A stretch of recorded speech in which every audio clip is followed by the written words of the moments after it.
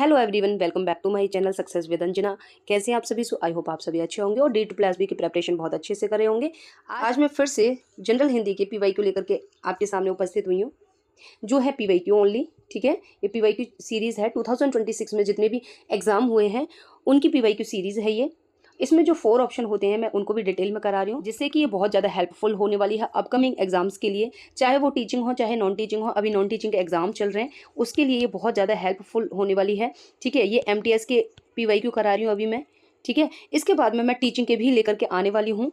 ये ना सोचें कि ये MTS के हैं तो हम ना करें इन्हें, टीचिंग वाले भी इनको कंटिन्यू कर दे रहे हैं। D2+B बोर्ड एक है और जो एग्ज़ाम का पैटर्न रहता है वो सेम रहता है सभी एस्पायरेंट के लिए, चाहे वो टीचिंग का हो चाहे नॉन टीचिंग का हो। सभी एस्पायरेंट के लिए सेम पैटर्न रहता है। जनरल हिंदी आ रही है तो सेम टॉपिक देखने को मिलते हैं। ठीक है, कुछ अलग नहीं पूछा जाता है, तो ये टीचिंग नॉन टीचिंग दोनों के लिए बेनिफिट है।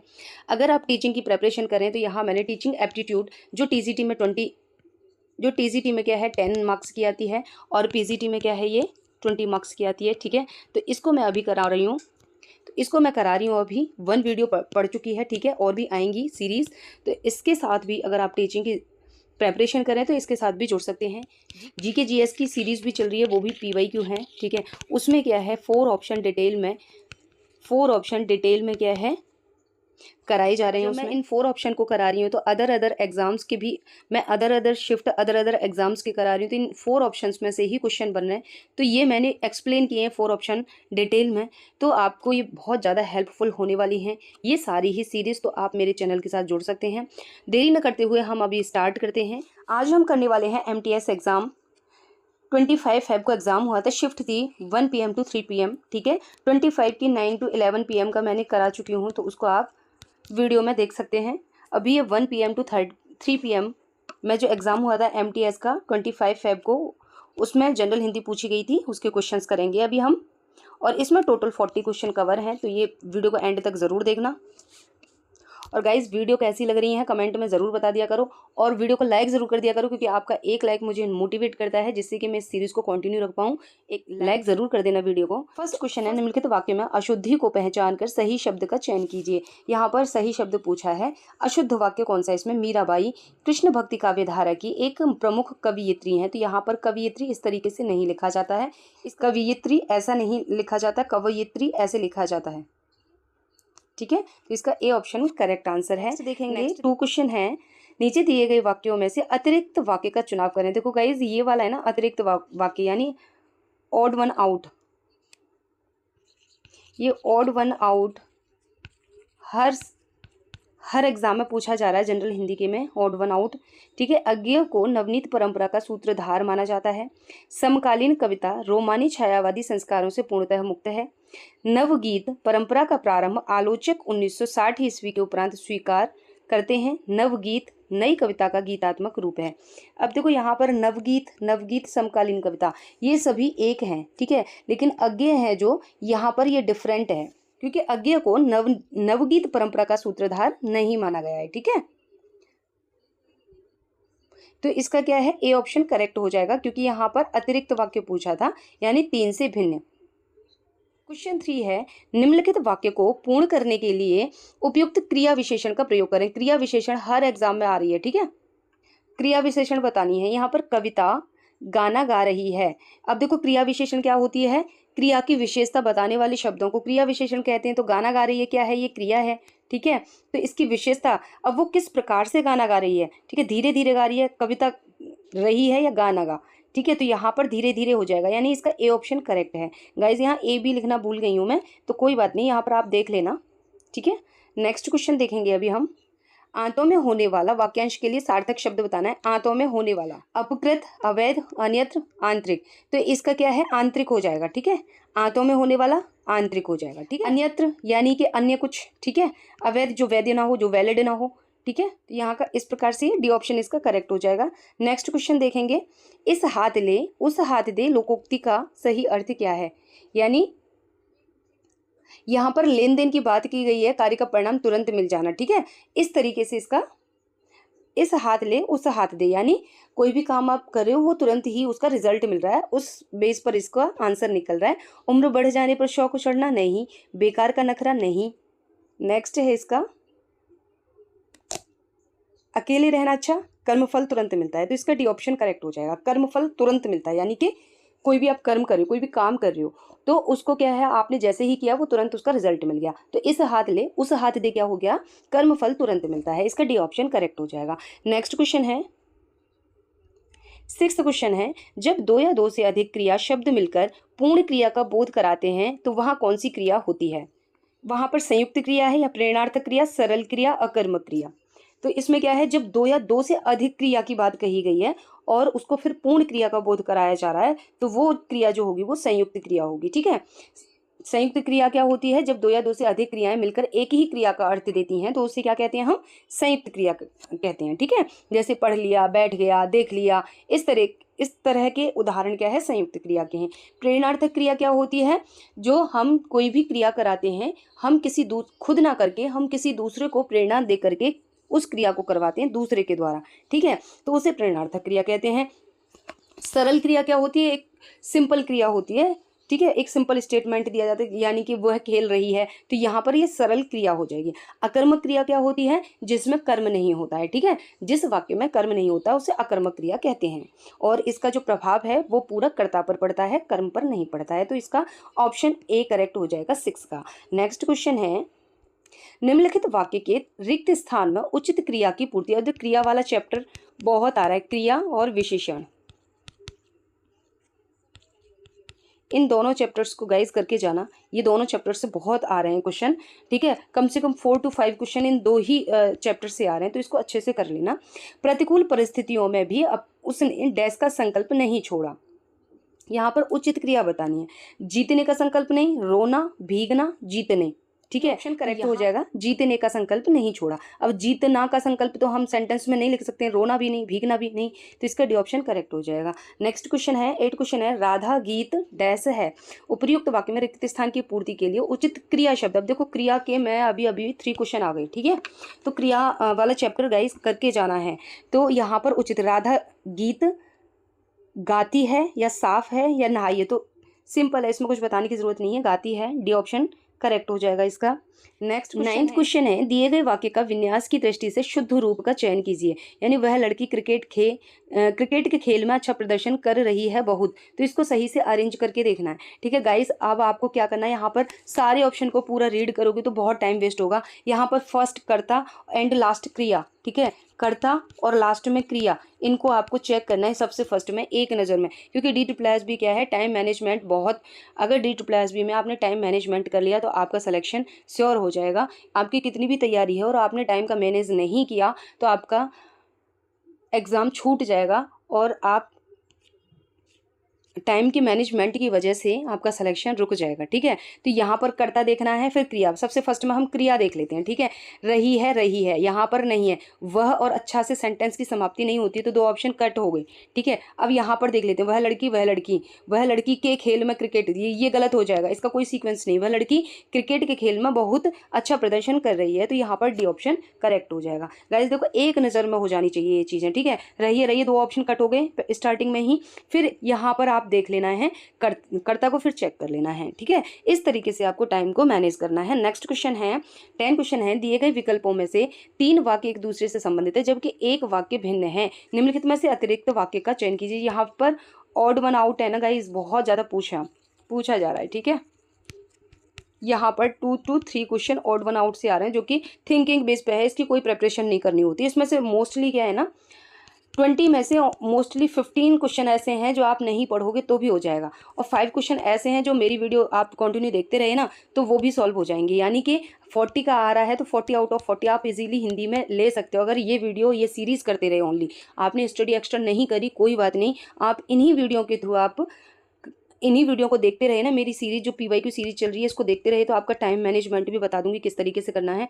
दूसरा, जो कहीं पर भी टॉपिक्स आते हैं तो उनको भी मैं क्लियर करती जाती हूँ, तो ये बहुत ज़्यादा हेल्पफुल होने वाली है। तो ये वीडियो बिल्कुल स्किप ना करें, ये सीरीज़ को कंटिन्यू देखते रहें। ठीक है, एक बार नहीं 2-2 3-3 बार देखें। ठीक है, तो क्या है, आपके कंसेप्ट भी क्लियर होंगे और क्वेश्चन पेपर कैसे सॉल्व करना है वो भी आप फास्ट कर पाओगे। नेक्स्ट क्वेश्चन, यहाँ पर ऑड वन आउट पूछा था, बच्चों को खेल खेल में पढ़ाना मुख्य उद्देश्य रहा। नेक्स्ट है, इन पुस्तकों में ज्ञान और मनोरंजन का मेल दिखा। बंगाल में वेश्याओं को कला सिखाकर नया प्रयोग हुआ। बाल मुकुंद गुप्त ने बच्चों के लिए 2 पोथियां लिखी। अब देखो यहाँ पर फर्स्ट वाला जो था और सेकंड और यहाँ पर फोर्थ, ये 3 ऑप्शन जो है ना, यहाँ पर सभी एजुकेशन से रिलेटेड है। ठीक है, एजुकेशन से रिलेटेड ऑप्शन थे ये, बट ये वाला ऑप्शन है जो सी ऑप्शन, ये डिफरेंट है। तो यहाँ तो इसमें क्या है, सी ऑप्शन करेक्ट हो जाएगा। नेक्स्ट क्वेश्चन है 11, जो किसी वस्तु या व्यक्ति के प्रति आसक्त हो वाक्यांश के लिए सार्थक शब्द है। जो किसी वस्तु या व्यक्ति के लिए प्रति आसक्त हो तो उसे क्या कहेंगे? अगवानी या अनुपम या अनाहूत या फिर अनुरक्त। तो इसका डी ऑप्शन करेक्ट हो जाएगा, अनुरक्त। ठीक है, प्रेम या लगाव रखने वाले को हम क्या कहते हैं? आसक्त। ठीक है, उसे जिसमें आसक्ति हो तो उसे क्या कहेंगे? हम अनुरक्त कहेंगे। तो डी ऑप्शन इसका करेक्ट हो जाएगा। अगवानी किसी का स्वागत करना। ठीक है, अनुपम जिसकी उपमा न हो सके उसे कहते हैं अनुपम। अनाहूत क्या होता है? बिना बुलाया हुआ यानी बिना निमंत्रण के कोई आता है अतिथि, उसे हम अनाहूत कहते हैं। ठीक है, यहाँ पर 12 क्वेश्चन हो जाएगा। निम्नलिखित वाक्य को पूर्ण करने के लिए उपयुक्त क्रिया विशेषण। यहाँ पर क्रिया विशेषण देखो, विशेषण चैप्टर और क्रिया वाला चैप्टर ये जरूर करके जाना, बहुत ज़्यादा आ रहा है। ठीक है, रोहित बढ़ डैश बोल रहा है। बढ़ बढ़कर या फिर रोहित रहा या बोल तो बढ़ बढ़कर। ठीक है, तो यहाँ पर क्या हो जाएगा? ए ऑप्शन इसका करेक्ट हो जाएगा। ठीक है, 13 क्वेश्चन है, नीचे दी गई लोकोक्ति। यहाँ पर लोकोक्ति पूछे, ककड़ी के चोर को फांसी नहीं दी जाती, तो इसका क्या होगा आंसर? ककड़ी के चोर को। ठीक है, ककड़ी यानी कोई साधारण चीज। ठीक है, तो यहाँ पर चोर की बात की गई है और फांसी की। ककड़ी के चोर को फांसी नहीं दी जाती तो यानी साधारण अपराध है, उस पर क्या है? मृत्युदंड नहीं दिया जाता। ठीक है, तो इसका अर्थ ये हो जाएगा। तो यहाँ पर हम देख लें, साधारण अपराध पर मौत की सजा नहीं दी जा सकती। बुरी जगह बैठने से ही कलंक लगता है, ये नहीं है। एक विपत्ति से छूटकर दूसरी में पड़ना, ये भी नहीं है। बुराई करने को कौशल भी चाहिए, ये भी गलत है। तो यहाँ का ए ऑप्शन इसका करेक्ट हो जाएगा। ठीक है, 14th क्वेश्चन है, दिए गए वाक्यों में से शुद्ध वाक्य का चयन कीजिए। यहाँ पर एक शुद्ध वाक्य का, झूठ बोलन नहीं होता, झूठ बोलना पाप है, झूठ बोलना पापी है, झूठ बोलना पाप है। तो यहाँ पर झूठ ऐसे नहीं लिखा जाता, यहाँ पर बी ऑप्शन करेक्ट है, झूठ बोलना पाप है। नेक्स्ट है 15 क्वेश्चन है, दिए गए वाक्य को उचित क्रम में लिखें। यहाँ पर क्रम में लिखना है आपको। ठीक है, तो देखो मैंने आपको क्या बताया कि सबसे पहले देखना है यहाँ पर कर्ता और क्रिया देख लेनी है। क्रिया क्या है? बदलता है, यानी सी ऑप्शन लास्ट में आएगा। अब देख लेते हैं ऑप्शन सी ऑप्शन लास्ट में है क्या? 3 ऑप्शन इन दोनों में है, तो यानी सेंटेंस स्टार्ट या तो 1 से होगा या फिर 2 से होगा। ठीक है, अब हम कर्ता देख लेते हैं। एक व्यक्ति को या अपना आचरण, अपना आचरण से क्या है? सेंटेंस की स्टार्टिंग नहीं होगी, एक व्यक्ति को हो जाएगा। तो यहाँ पर 2 हो जाएगा। एक व्यक्ति को देखकर दूसरा व्यक्ति अपना आचरण बदलता है। तो यहाँ पर 2, 4 और 1 एंड 3, 2, 4, 1, 3 किसमें है? 2, 4, 1, 3, 2, 4, 1, 3 यहाँ पर डी ऑप्शन इसका करेक्ट हो जाएगा। ये है कॉम्प्रहेंशन। ठीक है, हम रीड कर लेते हैं। गाइस, कभी भी आप कॉम्प्रहेंशन को सॉल्व करते हैं तो हमेशा इसको रीड नहीं करना है, पहले क्वेश्चन को रीड करनी है। ठीक है, 2 टाइम क्वेश्चन रीड करने हैं, उसके बाद आपको पैसेज पे आना है। ठीक है, पैसेज में भी रीड करो तो ठीक है, नहीं तो एक नज़र से देख लो कि वो कहाँ पर लिखा हुआ है। ठीक है, महात्मा गांधी, अरविंद और रविन्द्रनाथ टैगोर के प्रयोगों से हिंदुत्व का जो नया रूप प्रकट हुआ वह दिनकर के शब्दों में लगभग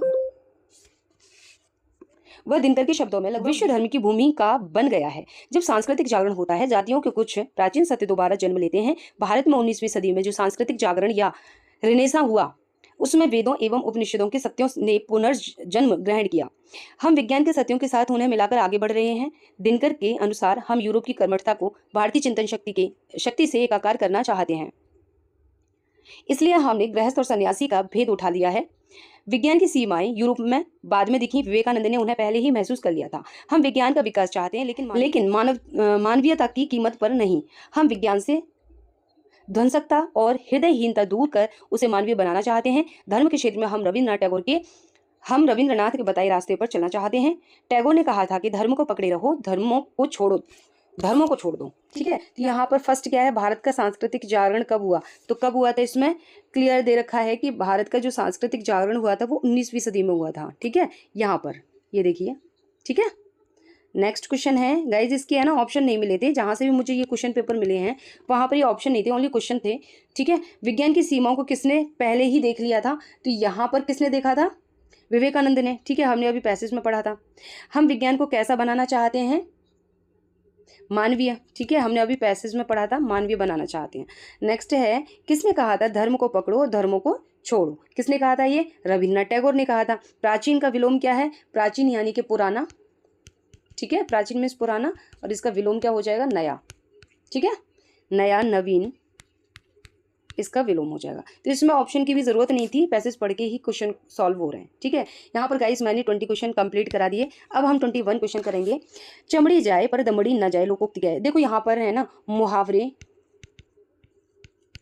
और लोकोक्ति, विशेषण, क्रिया विशेषण, विलोम शब्द, पर्यायवाची। पर्यायवाची कम पूछे जा रहे हैं किसी किसी एग्जाम में, लेकिन फिर भी करने हैं आपको, ठीक है। इनसे क्या है ना, आपको कम से कम 8 to 10 क्वेश्चन मिल रहे हैं ओनली इन्हीं 4 टॉपिक से, लोकोक्ति, मुहावरे और विलोम शब्द, पर्यायवाची, अनेकार्थी शब्द, ठीक है। इस तरीके से ये बहुत पूछे जा रहे हैं, तो इनको कर लेना। चमड़ी जाए पर दमड़ी न जाए, तो इसका आंसर क्या इसमें कहा गया है कि किसी व्यक्ति को चाहे कितना ही कष्ट मिल जाए, लेकिन वो क्या है, धन खर्च नहीं करना चाहता, ठीक है। बहुत कंजूस होना, अच्छा व्यापारी होना, या फिर दिन रात घूमते रहना, बात न मानने वाला। तो यहाँ पर क्या है, बहुत कंजूस होना क्या है, चमड़ी जाए पर दमड़ी न जाए, यानी कि कोई भी व्यक्ति चाहे कितना ही कष्ट हो जाए, लेकिन वो धन खर्च करना नहीं चाहता है, ठीक है। धन खर्च करने से वो क्या है, कतराता है। तो इसका ऑप्शन ए करेक्ट हो जाएगा। 22 क्वेश्चन है, निम्नलिखित वाक्यों में त्रुटि पहचान कर शुद्ध वाक्य का चयन कीजिए। यहाँ पर त्रुटि देखिए। अब यहाँ पर आपको क्या करना है कि आपको एक नजर में देखना है। यहाँ पर जीवन के प्रत्येक, प्रत्येक यहाँ पर गलत है। नेक्स्ट देख लेते हैं, प्रत्येक ऐसे नहीं लिखा जाता, ये भी ऑप्शन प्रत्येक ऐसे नहीं, तो इसका भी ऑप्शन करेक्ट हो जाएगा।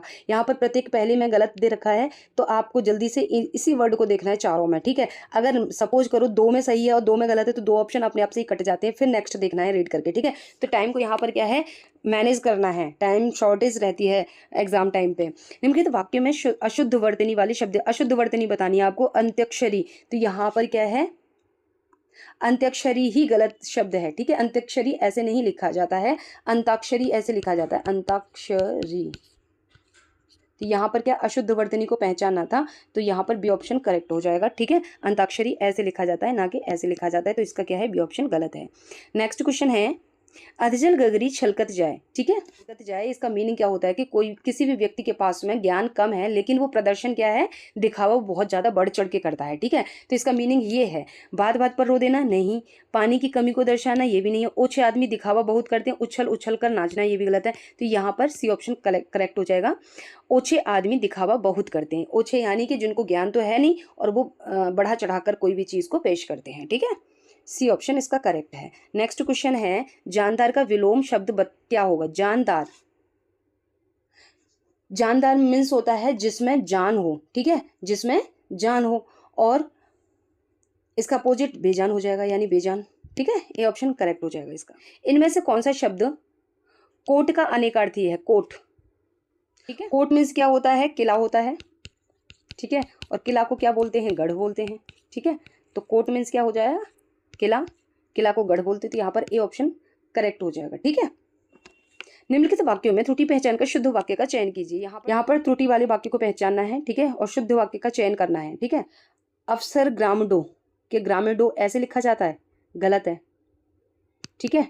ग्रामीणों, ये भी गलत है। ग्रामीणों, ये भी गलत है। ग्रामीणों ऐसे नहीं लिखा जाता, ग्रामीणों ऐसे लिखा जाता, तो यही वाला ऑप्शन हो। देखो मैंने एक ही वर्ड देखा है, पूरा सेंटेंस नहीं पढ़ा, ठीक है। यहाँ पर एक ही वर्ड देखा है बस, कि देखने से ही पता चल रहा है, एक नज़र डालते ही। ग्रामीणों क्या होता है, कभी पढ़ा नहीं, कभी सुना नहीं। ग्रामीणों, ग्रामीणों भी नहीं सुना, ग्रामीणों नहीं, ग्रामीणों होता है, ठीक है। अफसर ग्रामीणों को जाहिल, गंवार और मूर्ख मानता था, तो इसका डी ऑप्शन करेक्ट हो जाएगा, ठीक है।